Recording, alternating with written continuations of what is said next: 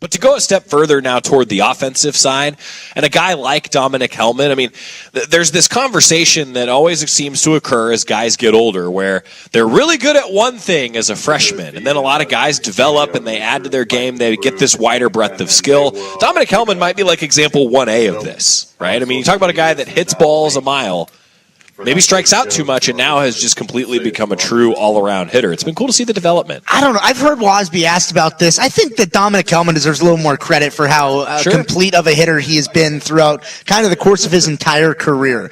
Dominic Hellman is somebody who last year was third on the team for the Ducks in terms of batting average. Yeah, he's a big right-handed bat, and he can hit the ball a mile. And sure, that's probably his most dangerous skill set is his power. But Dominic Hellman is somebody that can certainly hit for average as well. I just think he's a complete hitter. I think he certainly is, and I think that you're speaking to what I'm getting at. So to put this in perspective, right?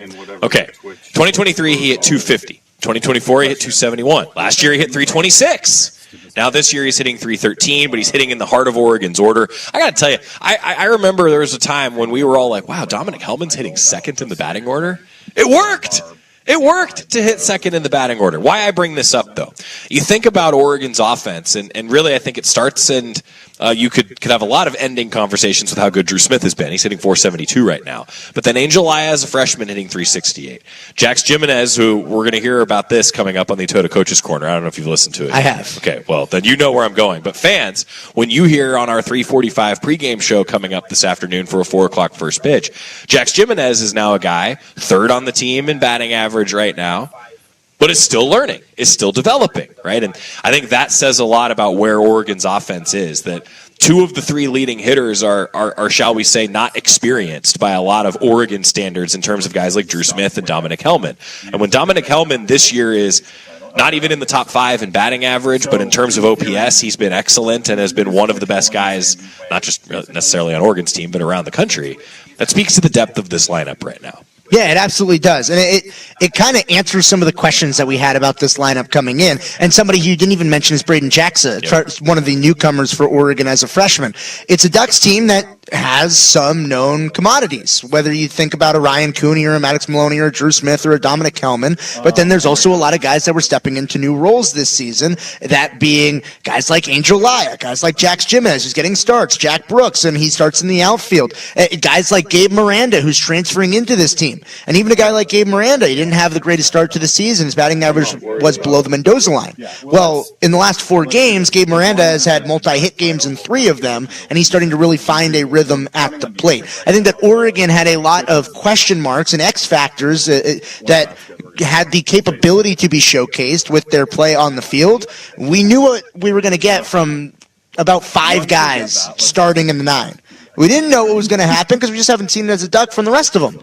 And for the most part, returns early in this season have been pretty strong at the plate. Yeah, really strong. And again, talking about development, we've mentioned this before with like a guy like Drew Smith. Amazing what happens when he's healthy, right? I mean, that's a factor here too, right? You're going to have to see guys that sometimes are thrust into different situations. And we even saw that a little bit on Wednesday, right? Like Waz said, hey, some guys are dinged up. You want to see the depth of the team?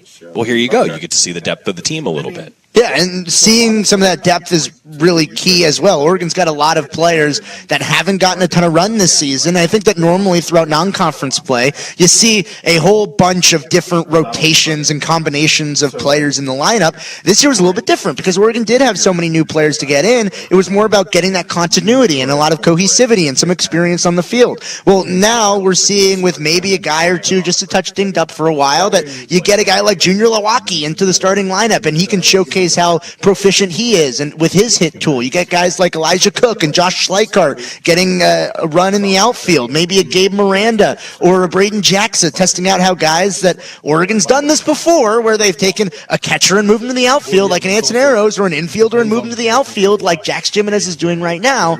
Oregon has showcased it. Jack Brooks as well, by the way, started as an infielder. Oregon, Drew Smith did it last year, went to the outfield, come back to the third base this year. Exactly. Oregon is testing out a lot of different combinations now that you are going through that attrition of the season. We didn't see that a lot early because Oregon was building that continuity, but now the Ducks have some of that continuity, and we get to see a little bit of the bench shine as well. Going to hear from some of those guys in Dominic Hellman, Devin Bell coming up as Oregon faces Indiana today at PK Park. We got a 3:45 pregame show, getting ready for a 4 o'clock first pitch. Timeout. We're going to come back, hear from some baseball players next on the Oregon Sports Network from Learfield. This is Meditating with Jan from Toyota. Soften your focus and imagine yourself off-roading in a Tacoma.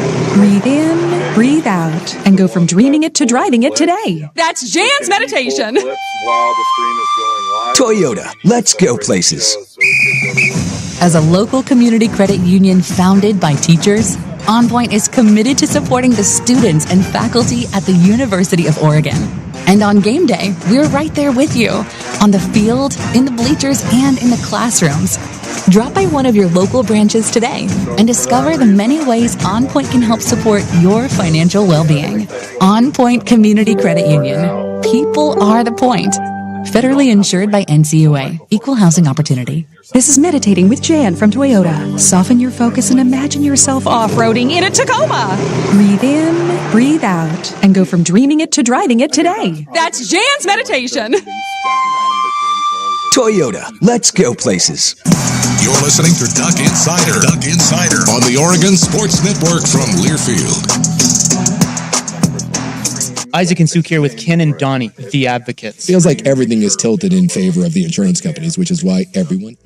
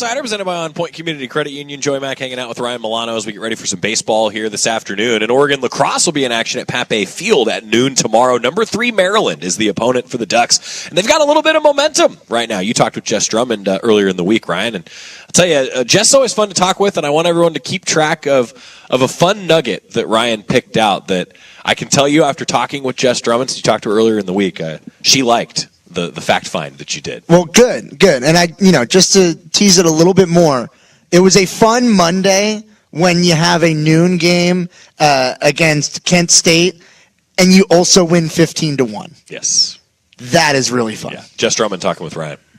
Jess Drummond here in studio. It's the first time I get to talk to you this entire season, so just catch me up. How are things? Great. We're cruising halfway through season, which is wild. It's just been go, go, go, and I can't believe that we're 8 games in and 8 left. I do have. I'm not sure if it's a gripe, but it is an observation, and I'm not sure if I should be disappointed. The scrunchie today is green. Oh yeah. Well, I have a green O on, and there was just a little bit of yellow, but it matched. Okay. I know. So your scrunchie game is still strong. It's just Oregon colors. Yes. Okay. Yes. So is this a new purchase? Your green scrunchie now? Has it joined a litany of yellow? No, this is from last year, and I think I talked about it before on here. Is with Anna and I. We did a swap. I had 2 big yellow ones, and she had 2 big green ones, and I was like, let's have one of each. That's pretty fun. Yep. Okay, so I'll forgive you for wearing the green scrunchie. It does go well it does. with your outfit. I know, yeah, a little pop. And I'll tell you what goes well with the middle of a workday. A noon game on a Monday where everybody gets to go out and take a long lunch at Pape Field. So just thank you for that. First of all, how did that come about, a Monday game in the middle of the day? It just worked out. It was their spring break, so we were like, sure, great, we've got time. I'm like blanking on our schedule now, but we had that game that last week against Delaware State. I think that was a Wednesday, so it gave us time to kind of regroup and get organized for a Monday game, and now we're ready for a Saturday game, so it just kind of worked out timing-wise. How does the scheduling sort of work like that, where you have a few teams in? It's almost like a tournament type of format with so many teams here last week, and you play in the middle of the week, and now you're playing on closing up the non-conference on a Monday. Just for you, when you look back like 6 to 8 months ago when you actually make the schedule for the season, are you thinking about these things and how it sort of times out? Of course, yeah. I think it was helpful for us. So, I'm always trying to think like how we can replicate 2 games in a week, because we do that in Big Ten twice, and so I think just always trying to be strategic with our out of conference, and then I'm like, who wants to come out here and play us? And then whoever says yes, I'm like, great, here we go, find times to come out here. Well, it was fun, especially the way your team played on Monday. A 15-1 victory. I'll give you the floor. Overall assessment. There's got to be very few things for you to nitpick in a 15-1 win. It was awesome. I'm really proud, and I got to say that to them after the game. Like, we were able to play a full 60 minutes and show up and play our game. I get excited. I've been saying this for a little while. Like, I see that team every day at practice, and for them to do it and have that performance on a game day is really rewarding. So hopefully upward from here.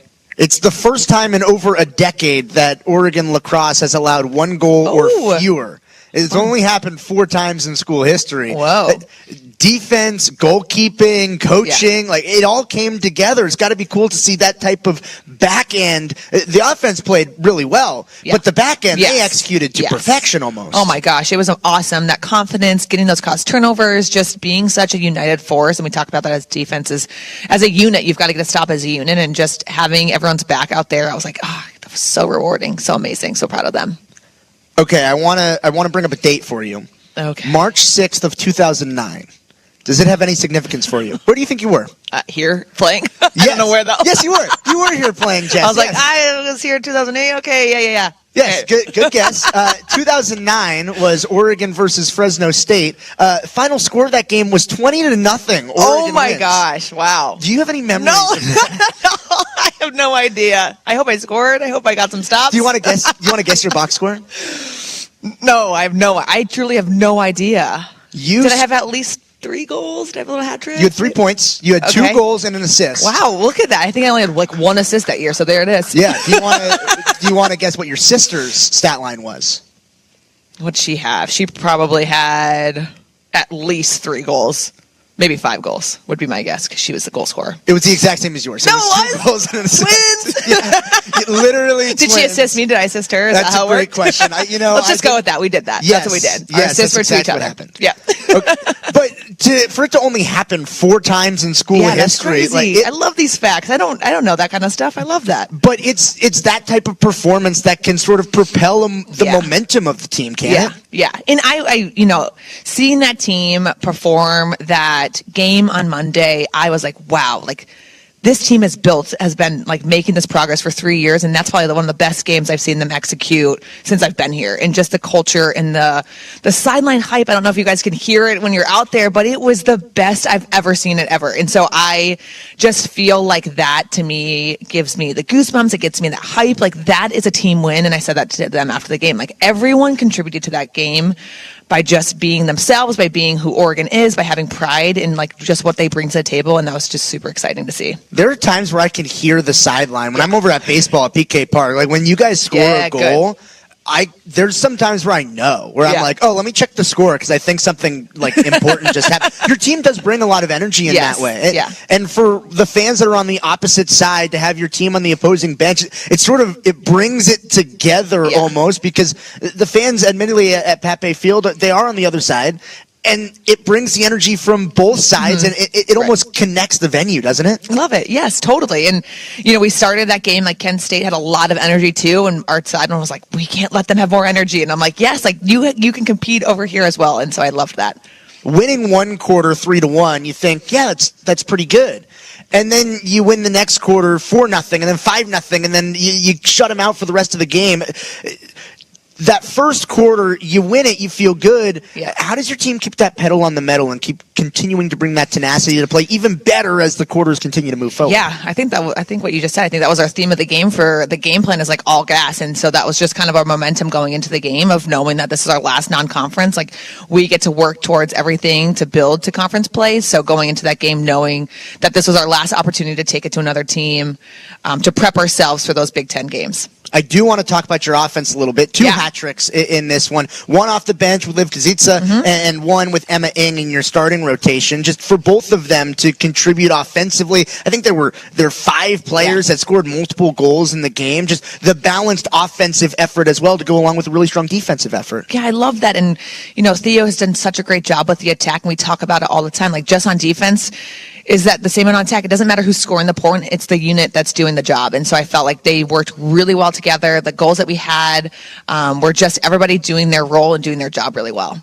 And the momentum of the draw control, because your team dominated the draw in this game. The momentum that once you score to retain that possession and all of a sudden it's 3 and 4 goals in a row, that's also important as well. Huge. And Jenkins has been amazing. Our circle players have been awesome. Just that fight to get it out of that draw stick. We knew that draw taker was going to be really strong with self-draw, so our goal was to not let her be getting the self-draws. Okay, now we've touched on it a little bit. We've inferred about it, but conference play is here. I know. Which means that non-conference play is over. And before we flash forward to Maryland here coming up over the weekend, I want your general assessment on how your team performed in non-conference as a whole. Take us big picture. How did your team do? I feel like we had some awesome wins, some kind of like, oh, glad we got the win, but let's learn a lot from these games. And then, those tough losses really boosted us. And I talked about it last time. I'm like, sometimes you need some real gross losses to come back stronger and better than ever. And I felt like we had that in these last couple games. And so I'm really proud of them. And I'm excited for us to go Big Ten. Like, I feel so confident that this is our year